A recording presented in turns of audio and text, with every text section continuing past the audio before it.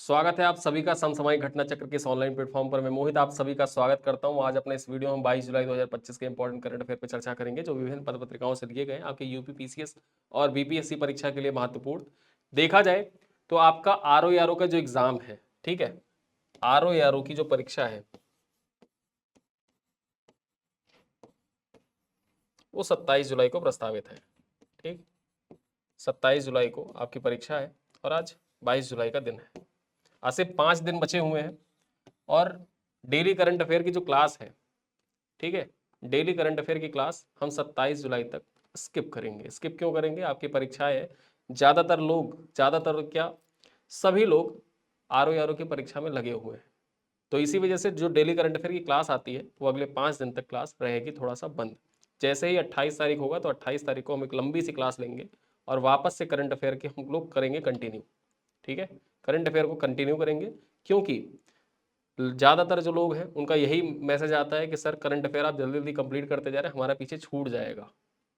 कल मुझे फ़ोन आए और फ़ोन आने के बाद लोगों का कहना था कि सर आप करंट अफेयर डेली क्लास लेते हैं, हमारा करंट अफेयर छूटता जा रहा है, पीछे छूटता जा रहा है, देख नहीं पा रहे हैं। तो वीडियो यूट्यूब पर अपलोड कर दी गई हैं पहले की, ठीक है, पहले की वीडियो अपलोड है। आपका एग्जाम खत्म हो जाए वापस से तुरंत करंट अफेयर की वीडियोस देख सकते हैं। और उनमें से कुछ लोगों का कहना ये भी था कि सर प्लीज़ 4 दिन बचे हुए हैं, थोड़ा सा ब्रेक लीजिए और एग्जाम हो जाने दीजिए, फिर उसके बाद आप कंटिन्यू करिए। तो आप लोगों की डिमांड है तो उस डिमांड को यहाँ पर देखा जाए पूरा भी किया जा रहा है। 27 जुलाई तक करंट अफेयर की जो क्लास है 22 तारीख से लेकर आज क्लास आ रही है 23, 24, 25, 26 और 27 को हम लोग 28 तारीख के दिन कवर करेंगे और 28, 29 का करंट अफेयर जो होगा वो 29 तारीख को आ जाएगा और 30 तारीख को वापस 15 दिन का रिवीजन प्लस पूरे महीने के जो करंट अफेयर हमने पढ़े हैं उनका करंट क्विज आ जाएगा। एक क्विज हम कराएंगे और क्विज के साथ पूरा जुलाई महीने का एंड हो जाएगा और फिर एंड होने के बाद आपको कंप्लीट पीडीएफ पीपीटी सब कुछ प्रोवाइड कर दी जाएगी और उसके बाद सारी चीज़ें अनावरत जैसे चलती हैं वैसे आप एकदम एग्जाम के मोड में आ जाएंगे और तब तक हम लोग पूरी तरीके से बीपीएससी और यूपी पीसीएस पर फोकस भी हो जाएंगे। ठीक है, पेपर भी आपका सॉल्व करवा दिया जाएगा जो आरओ का है। और चलिए स्टार्ट करते हैं अपनी करंट अफेयर पर। तो यहाँ पर देखें पहली खबर क्या है, सिंगापुर भारत समुद्री द्विपक्षीय अभ्यास। ठीक है, सिम्बैक्स। अब सिम्बैक्स युद्ध अभ्यास किसके किसके बीच होता है, परीक्षा में अक्सर पूछ लेता है किसके किसके बीच होता है सिम्बैक्स युद्ध अभ्यास।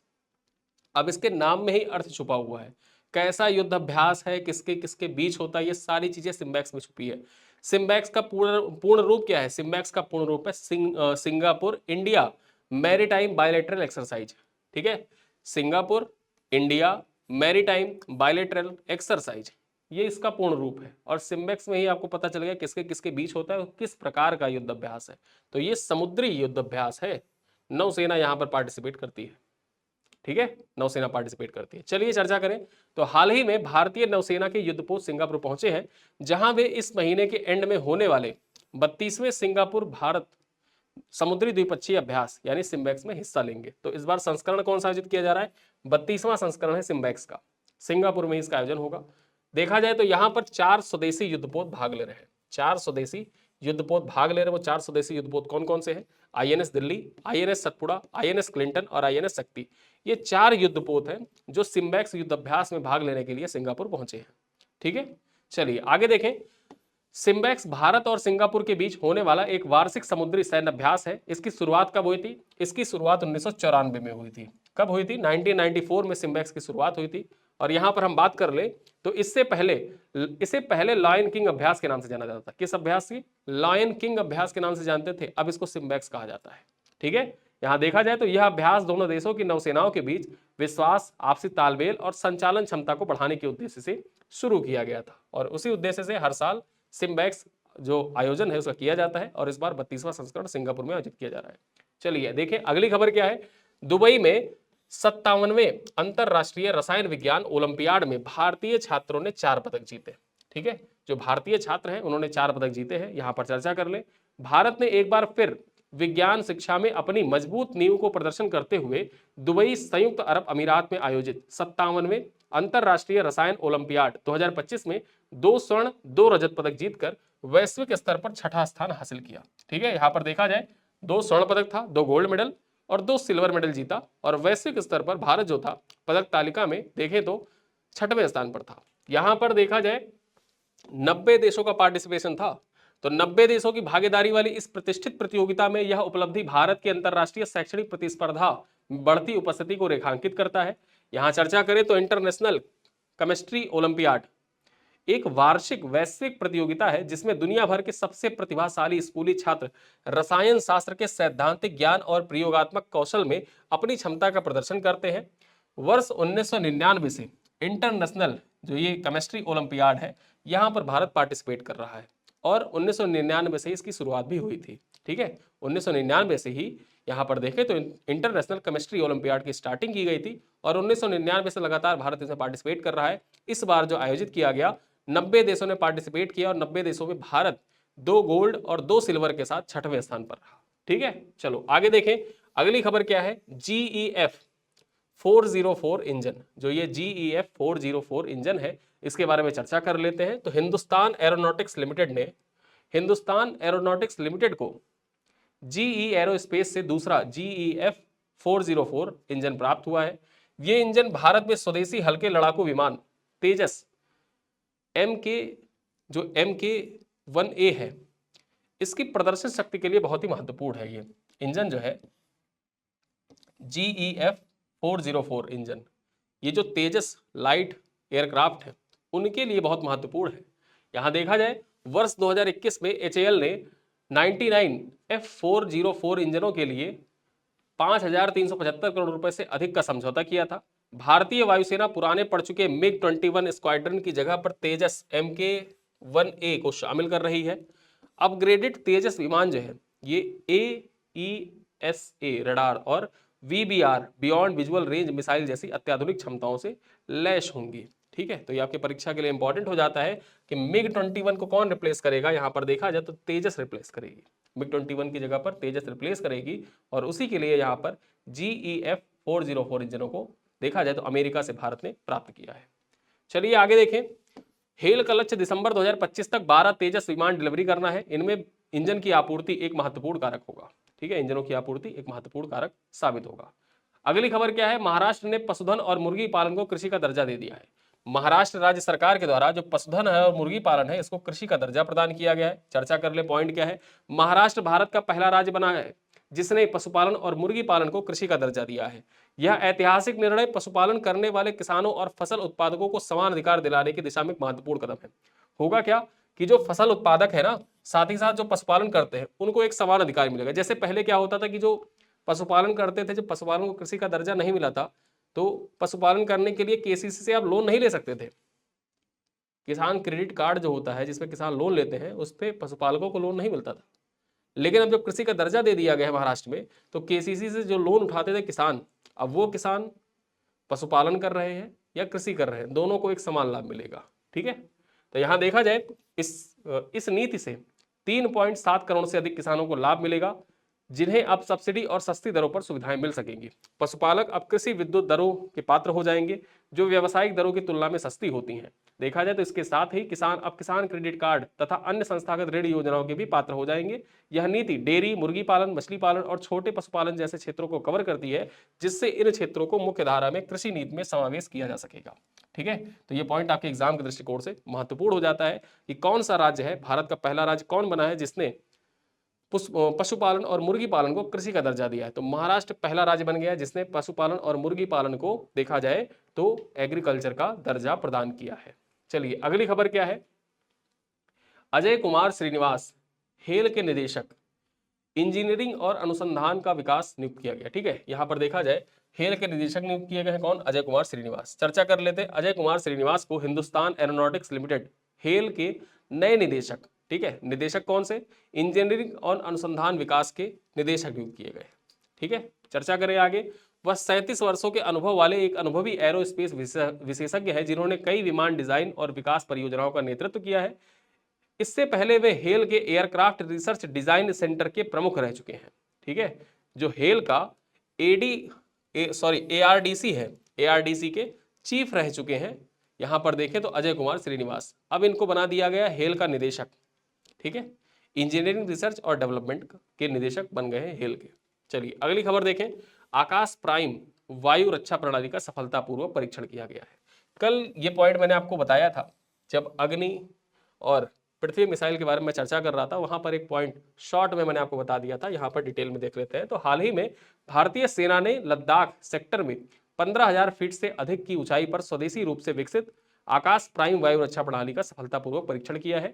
देखा जाए तो आकाश प्राइम एक उन्नत स्वदेशी रूप से विकसित कम दूरी की सतह से हवा में मार करने वाली, ठीक है, सतह से हवा में मार करने वाली मिसाइल प्रणाली है, जिसे भारत की रक्षा अनुसंधान और विकास संगठन यानी डीआरडीओ के द्वारा विकसित किया गया है।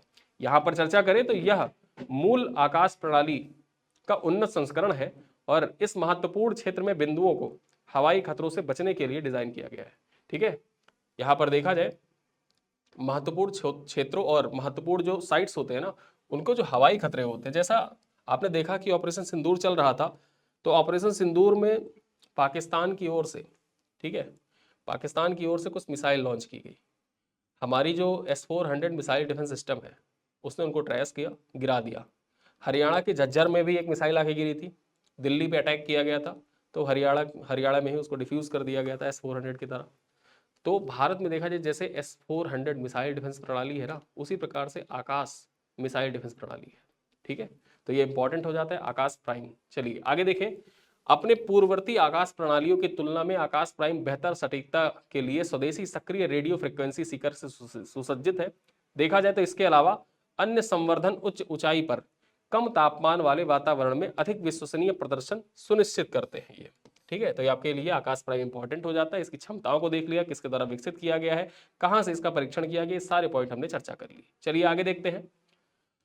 अगली खबर क्या है, नितिन गुप्ता राष्ट्रीय वित्तीय रिपोर्टिंग प्राधिकरण के अध्यक्ष नियुक्त किए गए। जो नितिन गुप्ता है, यह है नितिन गुप्ता, इनको राष्ट्रीय वित्तीय रिपोर्टिंग प्राधिकरण, ठीक है, नेशनल फाइनेंशियल रिपोर्टिंग अथॉरिटी का अध्यक्ष नियुक्त किया गया है। चर्चा कर लेते हैं। भारत सरकार के कैबिनेट की नियुक्ति समिति ने राष्ट्रीय वित्तीय रिपोर्टिंग प्राधिकरण के अध्यक्ष के रूप में नितिन गुप्ता की नियुक्ति को मंजूरी दी है। नितिन गुप्ता देखें तो NFRA के कार्यवाहक अध्यक्ष रवनीत कौर का स्थान लेंगे। किसका स्थान लेंगे? रवनीत कौर के स्थान पर नितिन गुप्ता को देखा जाए तो अध्यक्ष नामित किया गया है राष्ट्रीय वित्तीय रिपोर्टिंग प्राधिकरण का। आगे देखें, नितिन गुप्ता अजय भूषण पांडे के बाद NFRA के पहले पूर्णकालिक अध्यक्ष हैं, जिनका कार्यकाल 31 मार्च 2025 को समाप्त हो गया था। ठीक है, नितिन गुप्ता 1986 बैच के सेवानिवृत्त भारतीय राजस्व सेवा के अधिकारी हैं। वे एक सिविल इंजीनियर हैं और जून 2022 में उन्होंने केंद्रीय प्रत्यक्ष कर बोर्ड के अध्यक्ष का नियुक्त किया गया था। ठीक है, जो CBDT है ना, CBDT के अध्यक्ष के रूप में भी कार्य कर चुके हैं नितिन गुप्ता। तो आपके परीक्षा के लिए इंपॉर्टेंट हो जाता है यहाँ पर कथन, क्योंकि UPPCS का ट्रेंड आपने देख लिया 2024 में, सीधे डायरेक्ट सवाल नहीं पूछे जाएंगे, आपसे 2 कथन में सवाल पूछे जाएंगे, फिर आपको उत्तर देना होगा। तो ये CBDT के अध्यक्ष के रूप में भी कार्य कर चुके हैं और साथ ही साथ देखें तो उन्होंने 3 वर्षों से अधिक समय तक भारतीय प्रतिस्पर्धा आयोग, ठीक है, जो इंडियन कंपटीशन कमीशन है ना, उसके अध्यक्ष के तौर पर भी काम किया है। CCI के तौर पर भी यहाँ पर देखा जाए डायरेक्टर जनरल महानिदेशक रह चुके हैं ये नितिन गुप्ता। तो नितिन गुप्ता के बारे में आपसे परीक्षा में पूछा जा सकता है, इंपॉर्टेंट है कि राष्ट्रीय वित्तीय रिपोर्टिंग प्राधिकरण के अध्यक्ष कौन, नितिन गुप्ता बने हैं। दूसरा कथन दे दे कि ये यहाँ पर देखें भारतीय प्रतिस्पर्धा आयोग के महानिदेशक रह चुके हैं। तीसरा, ये जो CBDT है, CBDT के भी चीफ रह चुके हैं या अध्यक्ष रह चुके हैं। उपयुक्त में से कौन सा कथन सही है? केवल एक सही है, केवल 2 सही है, 1 2 दोनों सही है, 1 2 3 तीनों सही है। ठीक है, तो आपको वहां पर टिक करना हो कि 1 2 3 तीनों सही है यहाँ पर। चलिए आगे बात करें। भारत ने बोलीविया को खसरा रुबेला के 3 लाख टीके की सहायता की खेप भेजी है। ठीक है, यहां पर चर्चा करें पॉइंट की, तो भारत ने दक्षिण अमेरिकी देश बोलीविया को चिकित्सा आपूर्ति के साथ खसरा और रुबेला टीके के 3 लाख खुराक की सहायता खेप भेजी है। यह जानकारी विदेश मंत्रालय के द्वारा एक सोशल मीडिया पोस्ट के द्वारा दी गई है। प्रधानमंत्री नरेंद्र मोदी ने हाल ही में जुलाई 2025 में ब्राजील के रियो डी जेनेरियो में 17वें ब्रिक्स शिखर सम्मेलन के दौरान बोलीविया के राष्ट्रपति लुइस ऑर्सो कोटाकोरा, ठीक है, लुइस ऑर्सो कैटाकोरा से मुलाकात की थी। दोनों नेताओं ने द्विपक्षीय संबंधों पर चर्चा की और नए क्षेत्रों, विशेषकर यहां पर देखा जाए विशेषकर महत्वपूर्ण खनिजों के क्षेत्र में साझेदारी की संभावनाएं तलाशने पर सहमति व्यक्त की थी। देखा जाए तो उन्होंने व्यापार, वाणिज्य, स्वास्थ्य, फार्मास्यूटिकल्स, पारंपरिक चिकित्सा, डिजिटल सार्वजनिक अवसंरचना, UPI, लघु मध्यम और उद्योग, प्रशिक्षण और क्षमता निर्माण में सहयोग जारी रखने पर भी सहमति व्यक्त की थी। और इसी संदर्भ में देखा जाए तो यहाँ पर स्वास्थ्य और फार्मास्यूटिकल के क्षेत्र में जो सहयोग पर सहमति व्यक्त की थी, उसी के तहत देखा जाए तो बोलीविया को भारत के द्वारा खसरा रुबेला के 3 लाख टीके की सहायता खेप भेजी गई है। ठीक है, चलिए आगे चर्चा करें। अगली खबर क्या है, भारत में खुलेगा मौसम आधारित डेरिवेटिव्स, ठीक है, मौसम आधारित डेरिवेटिव्स भारत में खुलेंगे। चर्चा करें यहां पर पॉइंट क्या है, तो national commodity and derivatives exchange limited और भारतीय मौसम विज्ञान विभाग आईएमडी के बीच एक ऐतिहासिक समझौता हुआ है। यहां देखें तो इस समझौते के तहत एनसीडीएक्स मौसम आधारित डेरिवेटिव्स प्रोडक्ट बनाएगा। यह पहली बार होगा जब भारत में मौसम आधारित डेरिवेटिव्स की शुरुआत होगी, पहली बार भारत में मौसम आधारित डेरिवेटिव्स की शुरुआत की जाएगी। और इस ऐतिहासिक समझौते से किसानों, व्यापारियों, पर्यटन और परिवहन जैसे क्षेत्रों को भी मदद मिलेगी। ठीक है, तो यहाँ पर ये पॉइंट इंपॉर्टेंट हो जाता है कि भारत में देखा जाए तो मौसम आधारित डेरिवेटिव्स को लॉन्च करने के लिए किसके किसके बीच समझौता हुआ है, तो यहाँ पर देखा जाए तो national community and derivatives exchange limited तथा भारतीय मौसम विज्ञान विभाग के बीच में समझौते ज्ञापन पर हस्ताक्षर किया गया है। और यह पहली बार होगा जब भारत में मौसम आधारित डेरिवेटिव्स को शुरू किया जाएगा। अगली खबर क्या है, ब्रिटेन में मतदान की आयु जो है ये घटाकर कितनी कर दी गई है, 16 वर्ष कर दी गई है। ठीक है, मतदान की आयु घटा के 16 वर्ष कर दी गई है। चर्चा करते हैं तो ब्रिटेन में मतदान करने की जो आयु है इसको अब 16 वर्ष कर दी गई है। लेबर पार्टी की सरकार ने न्यूनतम उम्र 2 साल घटाने का फैसला किया, पहले 18 था, अब इसको घटाकर 16 कर दिया गया। और इसके पूर्व देखा जाए तो 1969 में 21 साल थी पहले, ठीक है, 1969 में 21 साल थी, उसको घटा के 18 किया गया था और 2025 में इसको घटा के 16 कर दिया गया है। यहां पर देखा जाए तो 16 साल में वोटिंग का नियम स्कॉटलैंड, वेल्स समेत कई देशों में पहले से ही लागू है। अब यहां पर देखें तो ब्रिटेन में भी लागू हो जाएगा, स्कॉटलैंड, वेल्स जैसे देशों में पहले से लागू था। चर्चा करें तो सरकार ने अगले राष्ट्रीय चुनाव जो 2029 तक होंगे उससे पहले यह निर्णय लिया है ताकि लोकतांत्रिक भागीदारी बढ़ाई जा सके। लोकतंत्र में युवाओं की भागीदारी को बढ़ाने के लिए देखा जाए तो आयु ही घटा दी गई वोट डालने की। अब उनका तर्क है कि ज्यादा युवा वोट देंगे, ठीक है, पहले कम देते थे अब ज्यादा देने लगेंगे। देखिए क्या होता है। यहां पर देखें तो केंद्र वाम लेबर पार्टी ने जुलाई 2024 में निर्वाचित होने से पहले ब्रिटेन की संसद के आम चुनाव के लिए मतदान की आयु कम करने का संकल्प लिया था और उसी को अब देखा जाए पूरा भी कर रही है लेबर पार्टी। यहां पर देखें तो लेबर पार्टी की सरकार है और लेबर पार्टी के ये है पीएम, और इन्हीं के द्वारा यह निर्णय लिया गया कि जो मतदान की आयु है उसको घटा दी जाएगी, उसको अब 18 से 16 वर्ष कर दी जाएगी। चलिए आगे चर्चा करें, भारत में पूर्ण परिसर स्थापित करने वाला पहला विदेशी विश्वविद्यालय, यह इंपॉर्टेंट है आपके परीक्षा के लिए, द हिंदू की खबर है। चर्चा करें यहाँ पर तो साउथहैम्पटन विश्वविद्यालय ने हरियाणा के गुरुग्राम में अपना पहला अंतर्राष्ट्रीय परिसर खोला है। जो राष्ट्रीय शिक्षा नीति, ठीक है, जो न्यू एजुकेशन पॉलिसी आई थी 2020 में, उसी के तहत भारत में पूर्ण परिसर स्थापित करने वाला पहला विदेशी विश्वविद्यालय बन गया है। ठीक है, तो एनईपी के तहत भारत में पहला विदेशी विश्वविद्यालय परिसर स्थापित करने वाला कौन सा विश्वविद्यालय है, तो यहां पर देखा जाए साउथहैम्पटन विश्वविद्यालय है। ठीक है, साउथहैम्पटन विश्वविद्यालय है। चर्चा करें तो अपने पहले वर्ष में परिसर निम्नलिखित पाठ्यक्रम प्रदान करेगा। कौन कौन से पाठ्यक्रम यहां पर पढ़ाए जाएंगे इस परिसर में, देखा जाए तो कंप्यूटर साइंस, ठीक है, सीएस की पढ़ाई होगी, अर्थशास्त्र की पढ़ाई होगी, अकाउंट और फाइनेंस की पढ़ाई होगी, बिजनेस की पढ़ाई होगी और अंतरराष्ट्रीय प्रबंधन यानी कि इंटरनेशनल मैनेजमेंट की पढ़ाई होगी इस परिसर में। साउथहैम्पटन यूनिवर्सिटी का जो कैंपस है, इस कैंपस में कौन कौन से विषय पढ़ाए जाएंगे अपने पहले वर्ष के जो पाठ्यक्रम है उनमें, ठीक है, तो ये सारे विषय पढ़ाए जाएंगे यहाँ पर। ठीक, तो यहाँ पर देखिए हमने आज के जो इंपॉर्टेंट करंट अफेयर थे उनमें चर्चा की। अब कुछ प्रश्न है जिनका उत्तर आपको कमेंट बॉक्स में देना है। चर्चा करें, पहला सवाल क्या है, सिम्बैक्स 2025 में भाग लेने वाले भारत की ओर से निम्नलिखित में से कौन सा स्वदेशी युद्धपोत भेजे गए हैं? INS Vikrant, INS Vikramaditya, INS Trikand, INS Ranveer, INS Delhi, INS Satpura, INS Clinton, INS शक्ति। सी कह रहा है आईएनएस विराट, आईएनएस त्रिशूल, आईएनएस तेजस, आईएनएस कोरा। डी कह रहा है INS Kochi, INS Sahyadri, INS Shivalik और आईएनएस कलवरी। तो यहाँ पर 4 ऑप्शन है, इन चारों में से बताइए कौन सी कैटेगरी है जो सही है। क्वेश्चन नंबर 2 है, 57वें अंतरराष्ट्रीय रसायन ओलंपियाड 2025 में भारत ने कौन सा स्थान प्राप्त किया और कितने पदक जीते? तीसरा स्थान प्राप्त किया, 4 स्वर्ण पदक जीते। बी कह रहा है 7वां स्थान प्राप्त किया, 1 स्वर्ण 3 कांस्य जीता। सी कह रहा है 6ठा स्थान प्राप्त किया, 2 स्वर्ण 2 रजत जीते। आगे देखें, डी कह रहा है कि 5वां स्थान प्राप्त किया, 1 स्वर्ण 1 रजत 1 कांस्य जीता। क्वेश्चन नंबर 3 है यहाँ पर देखें तो GEF 404 इंजन किस स्वदेशी लड़ाकू विमान को शक्ति प्रदान करता है जिसकी हेल द्वारा डिलीवरी 2025 तक की जाएगी? तेजस MK-1A, Arjun MBT, Rudra helicopter, प्रचंड अटैक हेलीकॉप्टर। तो कौन है, किसको प्रदान मतलब किसमें लगाया जाएगा ये GEF 404 इंजन? आगे देखें क्वेश्चन नंबर 4 क्या कह रहा है, किस राज्य ने भारत में पहली बार पशुपालन और मुर्गी पालन को कृषि का दर्जा दिया है? वो कौन सा राज्य है जिसने पशुपालन और मुर्गी पालन को कृषि का दर्जा दिया है? पंजाब, उत्तर प्रदेश, कर्नाटक, महाराष्ट्र। क्वेश्चन नंबर 5 है, अजय कुमार श्रीवास्तव, ठीक है, अजय कुमार श्रीवास्तव को हाल ही में किस संगठन ने निदेशक इंजीनियरिंग और अनुसंधान विकास नियुक्त किया है? डीआरडीओ, भेल, खेल या इसरो?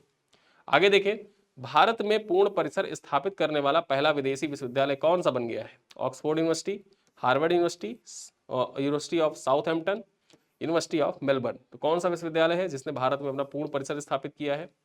आगे देखें, वर्ष 2025 में एनएफआरए के पूर्णकालिक अध्यक्ष के रूप में किसे नियुक्त किया गया है? अजय भूषण पांडे, रवनीत कौर, नितिन गुप्ता या राजीव गुप्ता? क्वेश्चन नंबर 8 है, जुलाई 2025 में भारत ने बोलीविया को किस बीमारी के टीके की 3 लाख खुराक की सहायता भेजी है? पोलियो, डेंगू, खसरा रुबेला, कोविड-19।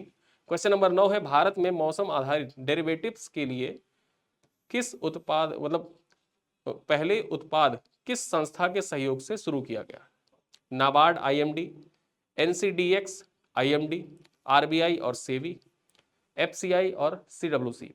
ठीक है, तो कौन सी संस्था है जिसके द्वारा देखा जाए तो डेरिवेटिव्स के लिए पहले उत्पाद, मौसम आधारित डेरिवेटिव्स के लिए पहले उत्पाद किस संस्था के सहयोग से शुरू किया गया है? आप बताइएगा कमेंट बॉक्स में। अंतिम सवाल है कि हाल ही में किस देश ने मतदाता की न्यूनतम आयु को घटाकर 16 वर्ष कर दिया है? पहले 18 थी, 18 को घटाकर 16 कर दिया है। अमेरिका, कनाडा, ऑस्ट्रेलिया या ब्रिटेन? ठीक है, तो आप कमेंट बॉक्स में बताइए इन 10 सवाल के उत्तर कमेंट बॉक्स में। और इसका देखा जाए तो टेस्ट आपके ऐप पर लगा हुआ है, आप ऐप पर जाके टेस्ट दे सकते हैं और टेस्ट देने के बाद वहां पर आप अपना ऑल इंडिया रैंक भी देख सकते हैं, अपना स्कोर भी चेक कर सकते हैं। सारे करंट अफेयर के टेस्ट आपको एक साथ ऐप पर मिल जाएंगे।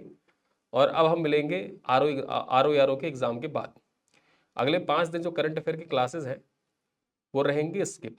उसके जो आरओ की परीक्षा से रिलेटेड जो महत्वपूर्ण बिंदु है, जैसे कुछ लोगों के कमेंट आते हैं कि सर युद्ध अभ्यास को कवर कर दीजिए, पीसीएस में खूब पूछा था युद्ध अभ्यास, तो युद्ध अभ्यास का एक वीडियो ले आइए। तो हम उन चीज़ों पे फोकस कर लेंगे और जो हमारे करंट अफेयर होगा वो 28 तारीख से वापस से रेगुलर हो जाएगा। तो जो बचे हुए दिन रहेंगे, क्योंकि आपकी आरओ की परीक्षा है, सब लोगों का फोकस आरओ एग्जाम पे ही है, सभी लोग आप आरओ की परीक्षा दे रहे हैं, सबका फोकस आरओ पर है।